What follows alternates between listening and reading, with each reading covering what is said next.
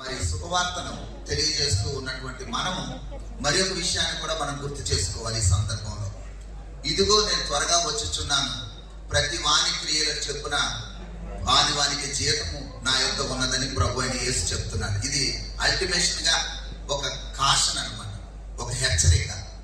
దేవుని సేవకులమై ఉన్న మనం ఈ లోక సంబంధమైనటువంటి ప్రాతినిధ్యాలను లేక ఈ అతిశయోక్తమైనటువంటి విషయాలను విడిచిపెట్టి మనమందరం కూడా మనము మన సంఘాన్ని క్రీస్తు రాకడ కొరకు సిద్ధపరచవలసినటువంటి బాధ్యత మన మీద ఉంది. కనుక మరి యేసు ప్రభు వారు ఈ లోకానికి రావడం వల్ల లోకానికి ఏం తెలియజేస్తున్నారంటే దేవుని ప్రేమ ఇదిగో జనులారా భావంబు తెలియలే అనేటటువంటి పాట పాడతాం.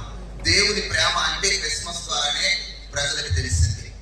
రెండోది, ఆత్మస్వరూపి అయిన దేవుడు ఆకారమూర్తిగా అంటే శరీరధారిగా ఈ లోకానికి రావడం అనేటటువంటిది మనం క్రిస్మస్ ద్వారా యేసు క్రీస్తుని మనం జ్ఞాపకం చేసుకుంటున్నాం. ఆయన దేవుని స్వరూపము, దేవుని యొక్క మరి